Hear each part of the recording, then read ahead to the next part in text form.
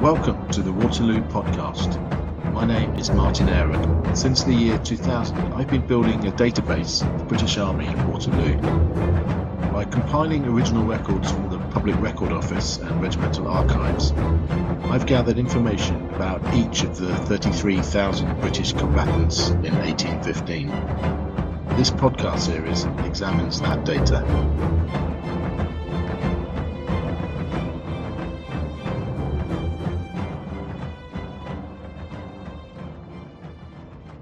Welcome to the 5th episode of the Waterloo podcast. This week we're taking a look at a troop of the Royal Horse Artillery, I Troop, also known after its commanding officer as Bull's Troop. As with previous episodes, we'll first find out a bit about the men, then look at their role in the battle, and finish by looking at what became of some of them in the following years. Let's start with the commanding officer of the troop. Major Robert Bull was 37 years old at Waterloo and had commanded the troop since its formation in 1805, serving in the West Indies and the Peninsula.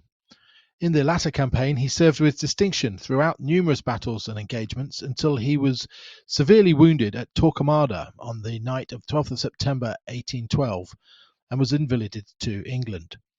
Augustus Fraser, then only a captain, temporarily took over command of the troop, and then Captain Norman Ramsay, and Bull would not lead his men into battle again until 1815 and the Waterloo campaign.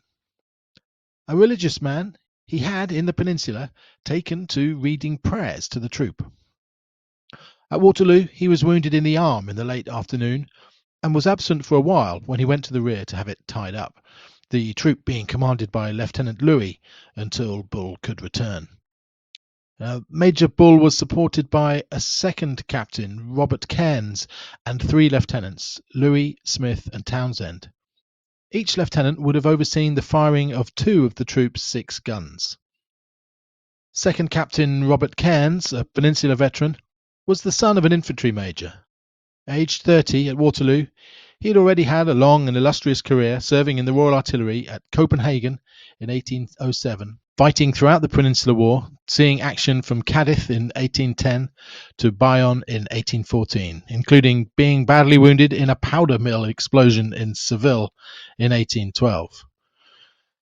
In February 1814, he transferred to the Royal Horse Artillery. An elder brother, a captain in the infantry, had died in service in 1813, while his younger brother was also a captain in the Royal Navy.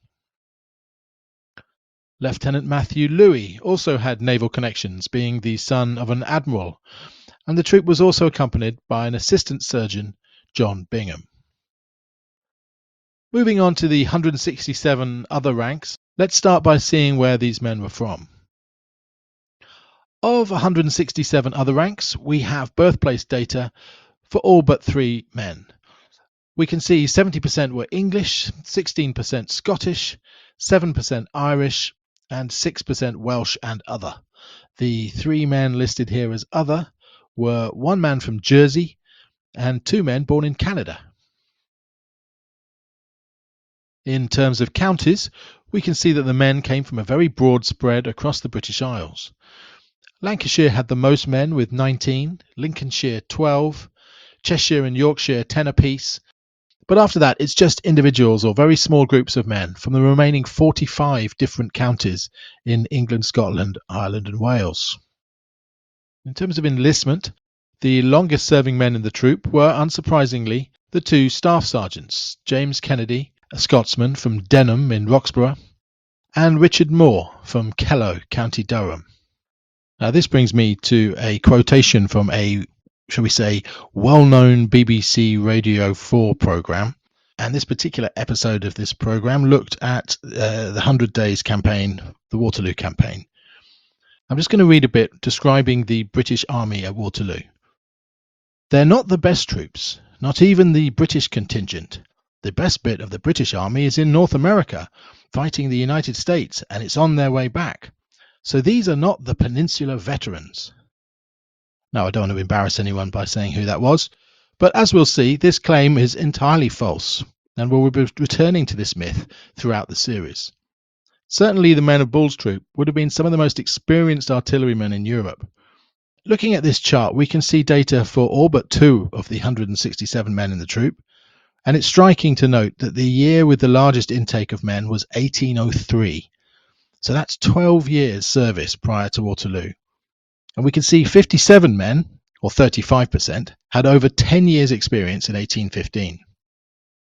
It's sometimes worth reminding ourselves of just how long the Napoleonic Wars were. 20 years of the British Army fighting the French with very few pauses, 5 times longer than World War I. It's almost impossible for us to fully comprehend. The majority of the British soldiers at Waterloo would not be able to remember a time when Britain had not been at war with the French. So we come back to that word veteran and what that actually means. Anyone who's watched the TV series Band of Brothers will recall that a veteran is somebody who's been in combat for just a few months. One wonders then, if those men of the 101st Airborne were veterans, what would that make the men of Bull's troop, who had slogged across Portugal, Spain and into France and seen years' worth of campaigning and action? Let's just repeat, the majority of them had spent 10 times the length of time fighting abroad. Now, I'm not intending to mock the US Army, or maybe I am a little bit, but the important point is that this claim that the British Army was not predominantly comprised of Peninsula veterans is about as plain wrong as any statement you can make. In another episode, I'll look at some of the most prominent myths about the British Army at Waterloo and try to identify where these myths come from and why they've been perpetuated for so long. But anyway, that was a very long digression, sorry. Back to the original point, the men of Bull's troop were extremely experienced soldiers. And if you look at this list of the troops' movements between 1810 and 1814, it's just one long list of battles and skirmishes. Credit here to historian Steve Brown, whose work this is, published on the Napoleon series website. Now, I won't read them all out, you'll be glad to hear.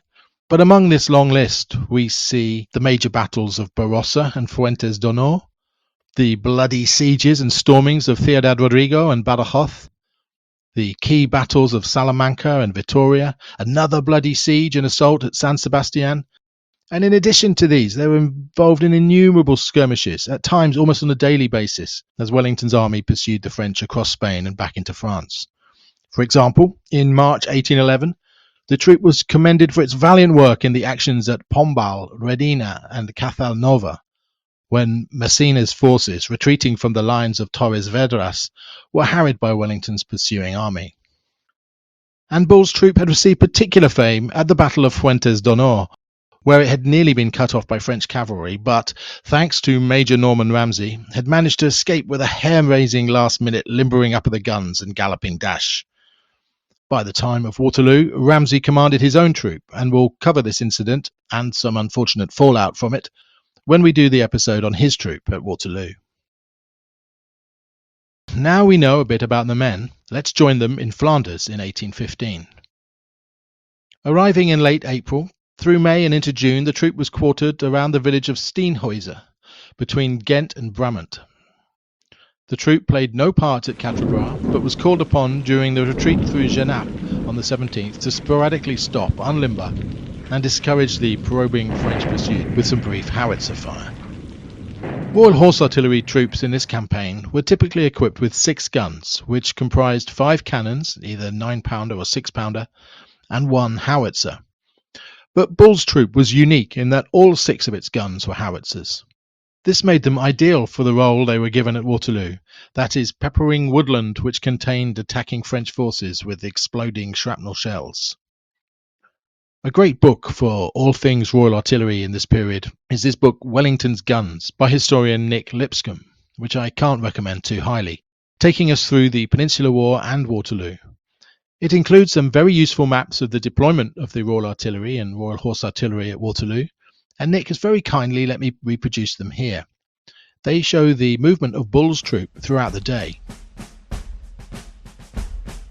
The day of Waterloo was begun in reserve, positioned in front of the Mont Saint-Jean farm, between the Brussels Road and the Union Brigade of Heavy Cavalry.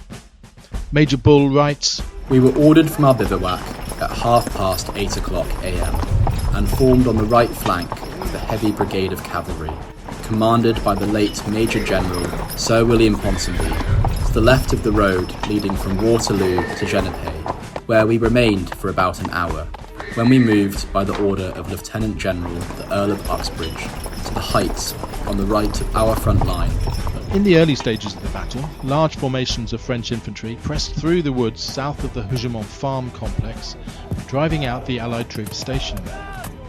It became clear to Wellington and his staff that losing possession of these woods, and subsequently the orchard to the east of Hougoumont, might allow the French to drive a wedge into the Allied line, which would not only be disastrous for the Allied troops holding the buildings and gardens there, but would also allow the French to potentially turn the Allied right flank.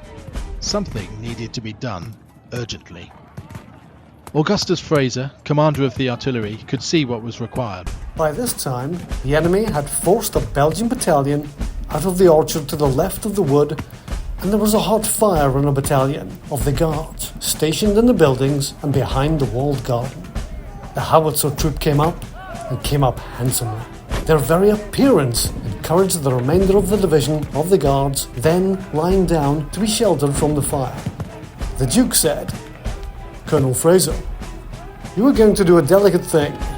Can you depend upon the force of your howitzers?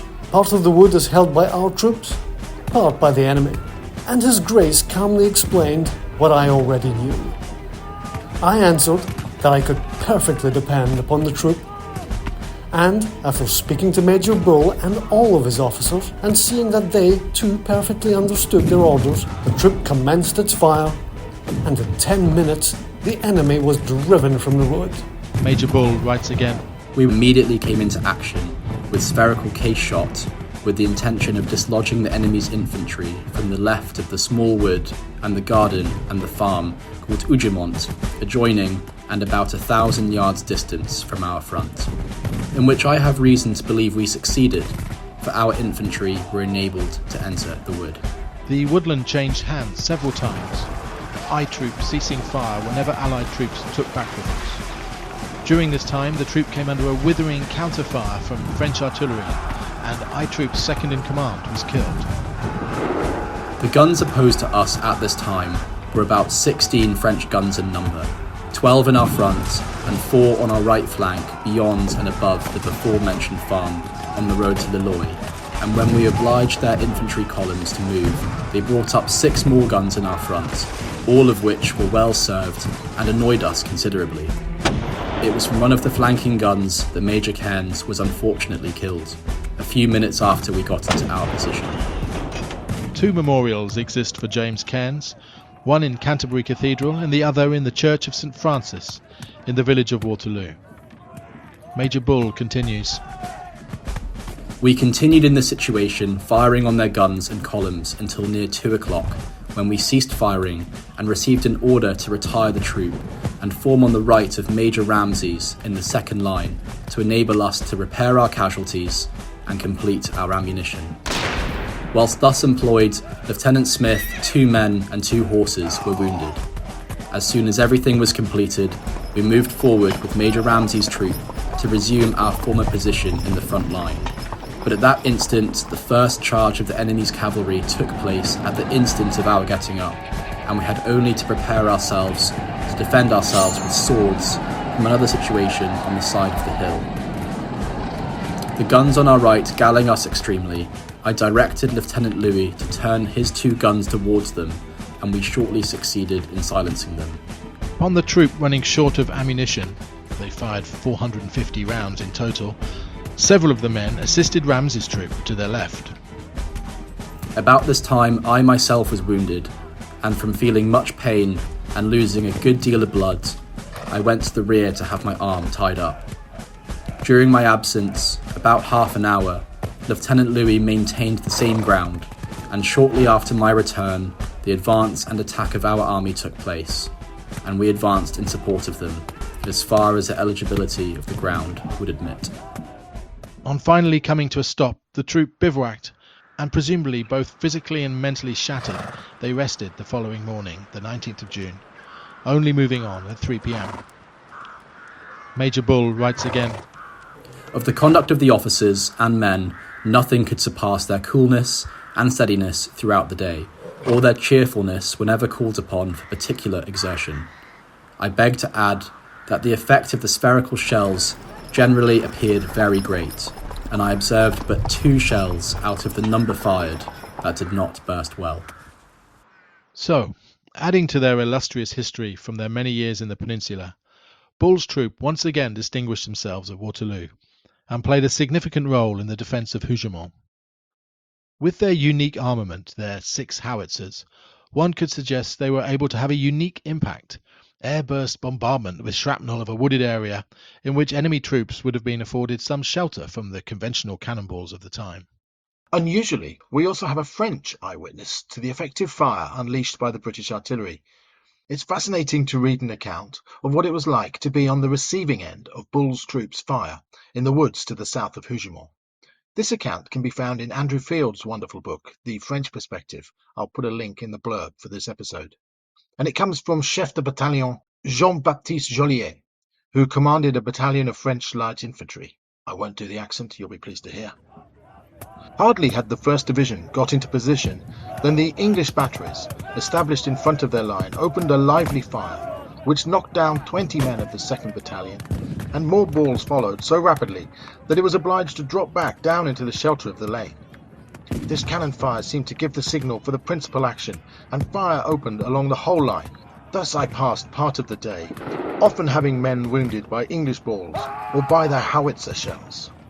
Whilst I was sitting at the bottom of an embankment on the edge of the wood, I heard something rolling behind me. I turned round and saw a shell which was coming down the slope on my right. I had time to lie flat, and it exploded without doing me the least harm. Later in the battle, he says, the balls and shells fell in abundance. A shell broke the musket of one of my chasseurs without doing him any harm. Arriving close to the road, I saw that our troops were fleeing in all directions, but I continued to march despite my wound, hoping that all this disorder would cease at the first favourable position. Alas, the more I marched, the more I saw the disorder get worse. The troop lost just 3 men killed, Captain Cairns and 2 gunners, William Grant from Tolney, Lincolnshire, aged 20, and John Connolly from Tully Corbett, Monaghan, aged 23.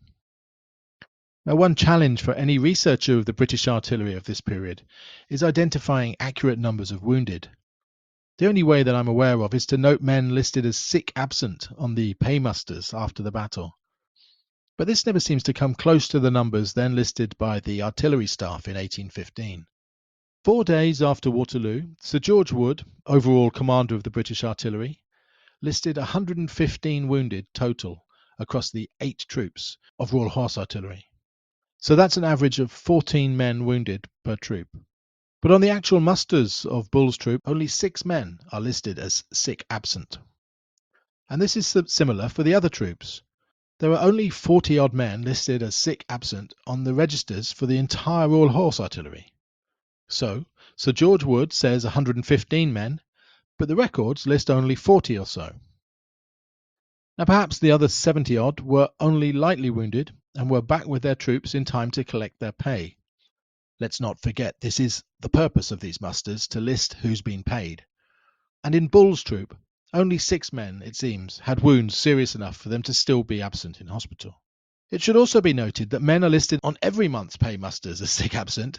Just because a man is listed as such after Waterloo does not guarantee they were wounded. They might have just been, sick.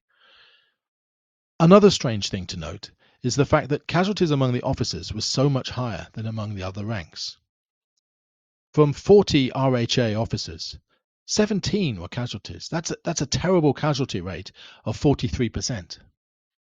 Yet among the other ranks, the casualty rate, even the official casualty rate, is just 8%. This is certainly a puzzle with no clear explanation. Now, one might suggest that the officers were picked off by French musketry who were aiming at them specifically, but this is not the case. Most of the officers were killed by cannonballs fired from great distances away, which could have hit anyone or anything. Another possible thesis might be that the officers, being mounted generally, were more susceptible to being hit. But why then are there not higher casualties among the troops' drivers, all of whom would have been mounted? Only 2 drivers from Bull's troop are listed as wounded, and none killed. So this idea also doesn't hold water. A third suggestion for why casualties among the other ranks were so low might be that the men were either absent, the troop actually having withdrawn from the action, or well sheltered in their positions, being behind thick banks and sunken roads. But again, this doesn't make any sense. It wouldn't explain the discrepancy with the high officer casualties, and it doesn't correspond with the terrible state many of the troops were in from French artillery fire, with cannons unwheeled, limbers smashed to pieces, and a huge number of horses killed and maimed. So how can it be? The only way we can go to partially understand that low percentage is to realise how few gunners were actually present in terms of the whole troop numbers. In Bull's troop, there were 101 gunners, 1 trumpeter, 2 sergeants, 2 staff sergeants, 4 bombardiers and 2 corporals. So that's 112 men you'd expect to be operating on the front line with the guns. The rest of the troop were either artificers, saddlesmiths, collar makers, farriers and so on, who would have been back in the artillery park well to the rear of the battlefield, and drivers, there were 46 of these, who rode the horses that pulled the guns and ammunition wagons. Each gun was nominally manned by just 6 men. We can look at the jobs each individual did in a future episode, but for now let's just focus on trying to explain these low casualties. Now, if we had a few extras for each gun carrying ammunition and so on back and forth, we can accept that there were maybe 60 gunners. So 60 gunners and perhaps half of the NCOs were actually with the guns. The rest may be employed in the shuttle of resupply from the rear. Then that gives us 65 men actually firing at the enemy. Now, if we go back to the average number of wounded from Sir George Wood's 14 per troop, that now brings the average up from 8% to 21%. Still surprisingly low, and still only half that of the officers. But it does seem a little more feasible now. Now, all of this is obviously very back of a beer maths. It might be way off, I fully accept that. But I've always been intrigued by this very low casualty rate among the other ranks of the British artillery. And this is the only theory that I can think of going some way to explaining why such a low percentage were wounded. So what became of the men of I Troop in the years following Waterloo? With the war now finally over, the troop formed part of the Army of Occupation and would remain in France for 3.5 years until almost the end of 1818. Major Bull retired in 1834, by then often being unable to walk unaided due to the war wounds he had received. He died at Bath the following year. Lieutenant Matthew Louis married in 1825 and retired as a lieutenant colonel in 1853. He died the same year at Jersey. Lieutenant Smith was promoted to second captain in 1825 and later knighted.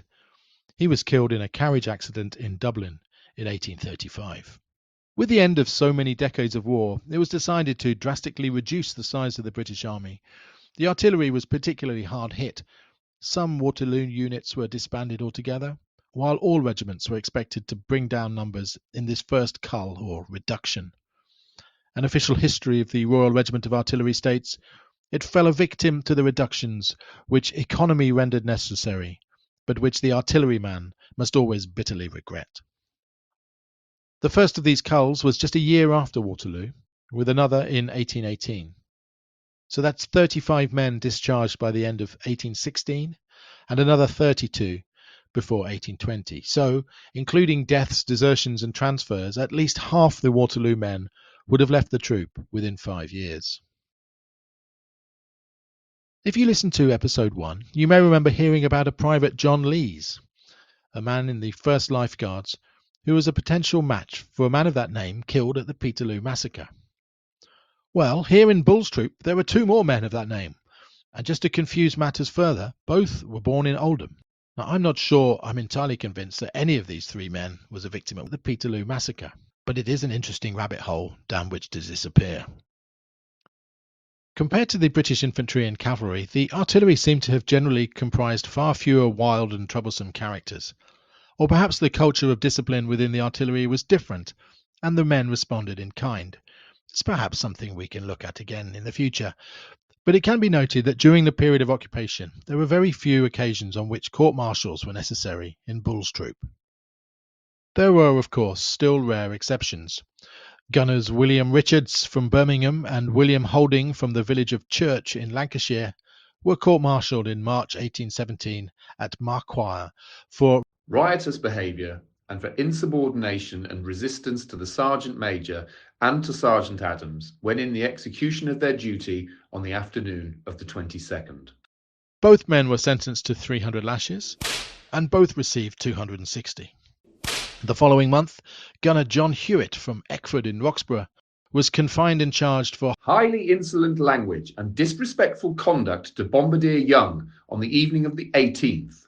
He was sentenced to 250 lashes, but the punishment was later remitted. He was obviously a bit of a good boy, really.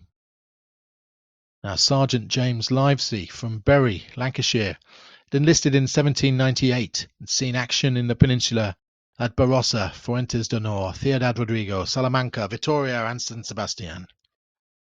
He was among those men discharged in 1818, aged 38. He died in 1870, aged 87, and is one of those extremely rare instances of a Waterloo man who lived long enough to be photographed. Here he is, seen wearing his Waterloo medal like quite the distinguished gentleman. Even longer lived was one of the Canadians, James Mackenzie, who settled down in the Yorkshire town of Pontefract after his discharge from the troop. An article in the Leeds Mercury in 1874 stated, "There is but one individual now living in Pontefract out of many who was present at the Battle of Waterloo on the 18th of June 1815, namely John Mackenzie, who is in his 88th year. He joined as a drummer in the foot artillery when a boy of 12 years of age in 1797, and at 18 volunteered into the Royal Horse Artillery. He was present at the storming of Badajoz in 1814, at Waterloo in 1815, and took part in numerous minor engagements under Major Robert Bull. Mackenzie's regiment lay at Pontefract after returning from foreign service, and he received his discharge in 1827. He is a good type of the English soldier." It was while stationed at Pontefract in June 1822 that the troop appears on a list of donors to a national appeal for famine relief in Ireland, the potato crop having failed due to blight. Every officer and man of the troop agreed to donate a day's pay to the fund. Almost certainly the last man standing was Gunner Joseph Clark, who only passed away in May 1886, aged 91. A Lincolnshire man, he had settled at Havensbank, Coningsby, and become a farmer. He also became a prominent local Wesleyan preacher, and according to his obituary, was greatly respected in the district where he resided. In 1926, in honour of its Peninsula and Waterloo exploits, the battery was given the title Bull's Troop, and continues to this day, now being part of 7 Para Royal Horse Artillery. So that brings us to the end of this episode on Bull's Troop. Many thanks as always to those who helped out and contributed, especially Troop Commander Lieutenant Angus Pope, the current Troop Commander of I Parachute Battery, Bull's Troop, Royal Horse Artillery, who kindly read the letters of Robert Bull in this episode. Next time we'll be looking in detail at Kempt's Infantry Brigade. Until then, thank you for listening.